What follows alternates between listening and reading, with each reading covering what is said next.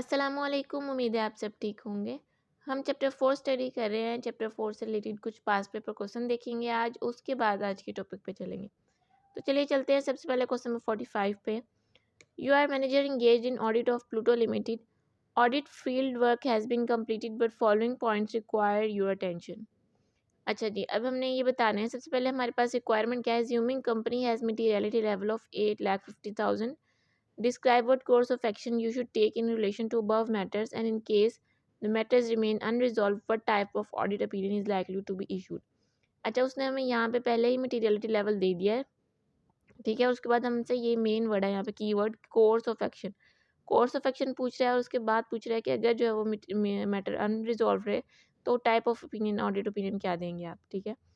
अच्छा, अब हम पढ़ते हैं सिनेरियोज। फर्स्ट वन है हमारे पास, included in balance sheet are non-current assets at cost of rupees 5 million which have been constructed by company during year। और उसे नॉन करंट एसेट का बताया है। उसके बाद वो बता रहा है cost include own labour capitalised amounting to rupees 1.5 million. अच्छा, ये देखें, ये 1.5 मिलियन और 8,50,000, ठीक है। ये काफ़ी बड़ी अमाउंट है, ये मटीरियलिटी लेवल से ज़्यादा है। The labour cost are based on directors estimates of time spend by employees on construction work which are unsupported by time records. अब जो एम्प्लॉयज़ की जो भी कॉस्ट आ रही है, डायरेक्टर्स ने उसको जस्ट एस्टिमेट किया है, उसको प्रॉपर्ली कैलकुलेट नहीं किया हुआ, उनके पास कोई रिकॉर्ड्स नहीं है। There are no satisfactory audit procedures to confirm that labour cost have been appropriately capitalised, ठीक है। मतलब यही कि उनके पास कोई भी प्रॉपर जो है वो ऑडिट प्रोसीजर्स नहीं है। अच्छा, अब इस क्वेश्चन में उन्होंने, इस वाले सिनेरियो में उन्होंने पहले ही आपसे क्वेश्चन में ही बता दिया कि ऑल्टरनेटिव प्रोसीजर्स भी अप्लाई नहीं किए उन्होंने। There are no alternative procedures to confirm, मतलब यहाँ पे वो ऑल्टरनेटिव प्रोसीजर्स का आपको क्वेश्चन में बता रहा है। अगर आपको क्वेश्चन में नहीं मेंशन होगा तब आपने आंसर में ऑल्टरनेटिव प्रोसीजर्स का मेंशन करना है, लेकिन अगर मेंशन हो तो फिर आपने मेंशन नहीं करना आंसर में, ठीक है। अब इसका आंसर देखते हैं। अच्छा जी, इसका आंसर है हमारे पास own labour capitalised. This is scope limitation as time records are not available. ये एक तो स्कोप लिमिटेशन है क्योंकि टाइम रिकॉर्ड्स नहीं available. Effect is material because amount of capitalisation is greater than given amount materiality level. Auditor shall express qualified opinion on financial statement. Auditor shall also state in his report proper books of accounts have not been kept in respect of this matter. Books of account भी नहीं maintain किए गए। Also discuss issue with those charged with governance before expressing modified opinion, ठीक है। ये points आपने इस part पे मेंशन करने हैं।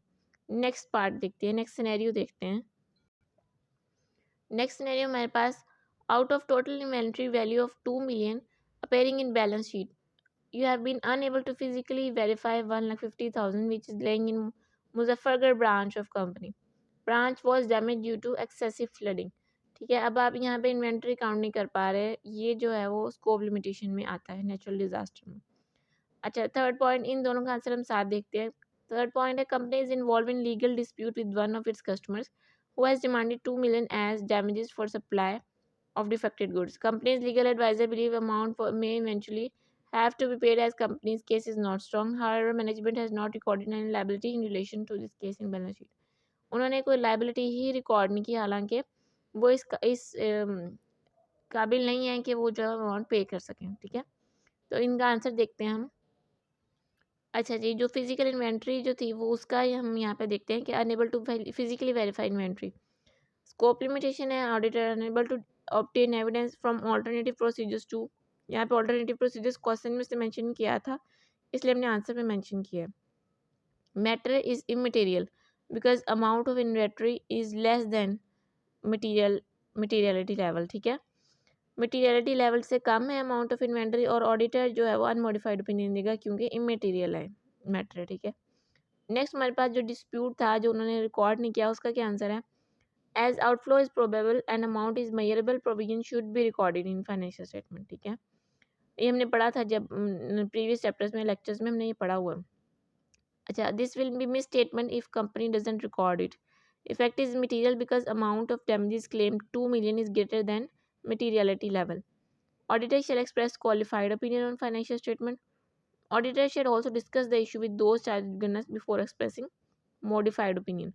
मॉडिफाइड ओपिनियन देने से पहले ऑडिटर जो है वो दो चार्ज गवर्नर से डिस्कस करता है, ठीक है। अच्छा जी, ये हमारा हो गया इस क्वेश्चन का आंसर। नेक्स्ट चलते हैं क्वेश्चन नंबर 46 पे। क्वेश्चन 46 है हमारे पास, explain the reasons possible audit opinion which may be given in each cases as treated independently and answer separately. अच्छा, inventories as per physical count preferred in presence of auditor or differ from inventories recorded in financial statement by a material amount. Different है as per physical count और as in financial statements. Next हमारे पास, company doesn't account for provision for environmental damages as prevailing laws of city. Fine of 1 million is imposed if more than 1 ton chemical is released in drainage system. As per estimates chemical release for year is 2.4 ton, जो कि ज़्यादा है 1 ton से. Company's profit for year is 10 million. ठीक है, इसको हमने materiality level calculate कर लेना है और जो है ये ज़्यादा बन रहा है इससे. ठीक है, अब average manufacturing company formed a year ago has not tested it's fix asset for impairment. उसने जो है इम्पेयरमेंट के लिए फिक्स एसेट टेस्ट नहीं किया. Management doesn't permit auditor to send confirmation letter to trade receivables which are material item on balance sheet. जो material item है उनके लिए कंफर्मेशन लेटर सेंड नहीं करने दे रहे ऑडिटर को. Company applies straight line basis for recording of depreciation whereas commonly use basis in industry is reducing balance method. यहाँ पे जो है वो ये डेप्रिसिएशन जो है वो पहले स्ट्रेट लाइन बेसिस पे कर रहे थे, लेकिन मोस्टली जो है रिड्यूसिंग बैलेंस मेथड पे कर रहे होते हैं. ठीक है, ये एस्टिमेट चेंज ऑफ एस्टिमेट है यहाँ पे. चलो इसका आंसर देखते हैं. जो इन्वेंट्री हमारे पास डिफरेंस आ रहा था उसमें फाइनेंशियल स्टेटमेंट में और रिकॉर्डेड अमाउंट में, वो जो हमें स्टेटमेंट है फाइनेंशियल स्टेटमेंट में, अगर जो है वो एक्चुअल अमाउंट रिकॉर्ड नहीं की गई, ऑडिटर जो है वो क्वालिफाइड ओपिनियन देगा फाइनेंशियल स्टेटमेंट पे. नेक्स्ट हमारे पास है जो उन्होंने ड्रेनेज सिस्टम का मसला था वो, as company has breached law provision for fine should be recorded misstatement. If provision is not recorded, provision record होनी चाहिए थी लेकिन रिकॉर्ड नहीं हुई, इस वजह से ये मिस स्टेटमेंट है. इफेक्ट जो मटेरियल है बिकॉज अमाउंट ऑफ फाइन जो वो मटेरियलिटी लेवल से ज़्यादा है. मटेरियलिटी लेवल हमने कैसे कैलकुलेट किया, हमने जो है वो उस पर परसेंटेज लगाई थी प्रॉफिट के अमाउंट पे. ठीक है, 5% ऑफ प्रॉफिट, तो इस लिहाज से हमने मटेरियलिटी लेवल कैलकुलेट किया. Auditor shall express qualified opinion on financial statement. ठीक है, अच्छा नेक्स्ट हमारे पास है इंटीग्रेशन इम्पेयरमेंट. इम्पेयरमेंट जो है रिकॉर्ड नहीं की गई and impairment testing is not required. Auditor shall express unmodified opinion.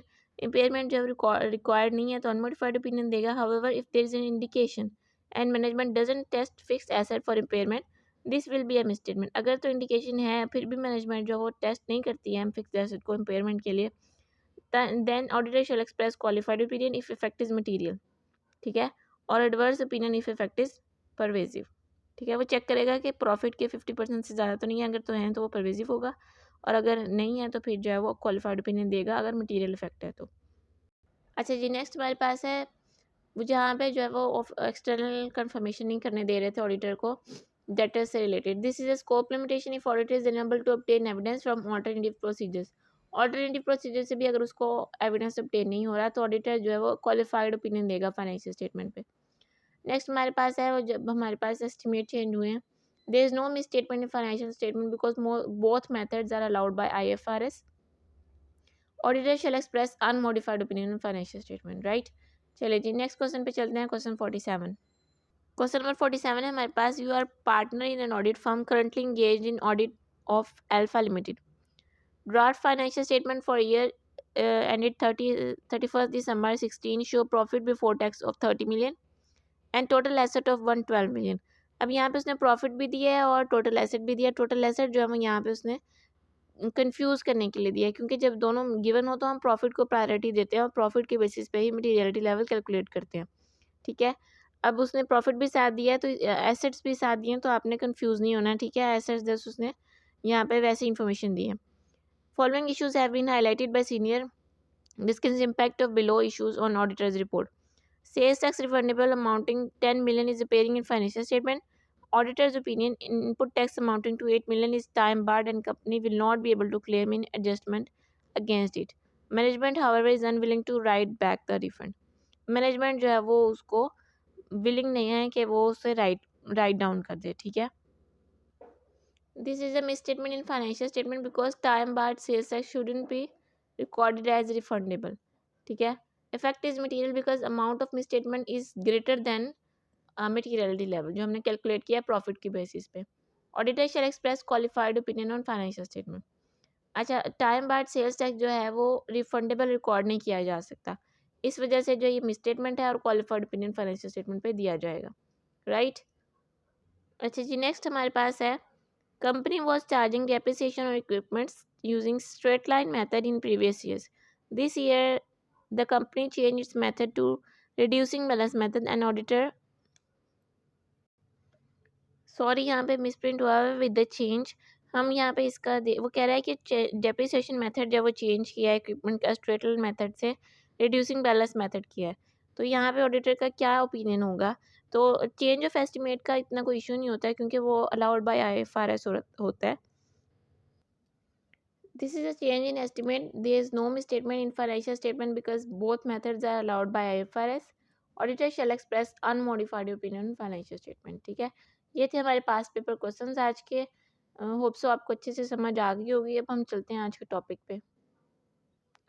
अच्छा जी, आज का हमारा टॉपिक है एम्फेसिस ऑफ मैटर पैराग्राफ। ठीक है, एम्फेसिस ऑफ मैटर पैराग्राफ हमने पढ़ा था, अब हम इसकी डिस्क्रिप्शन में डिटेल में इसको पढ़ेंगे। पहले डेफिनेशन और फिर एग्जांपल्स या circumstances.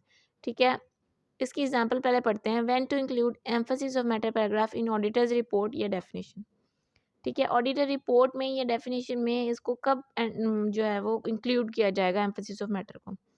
Emphasis of matter paragraph is included in auditor's report if auditor consider it necessary to draw users attention to matter adequately disclosed in financial statement. Emphasis of matter तब include किया जाता है जब auditor ये ज़रूरी समझता है कि यूज़र को इसका पता होना चाहिए। ठीक है, और वो मैटर ऑलरेडी फाइनेंशियल स्टेटमेंट में डिस्क्लोज हो गया हो।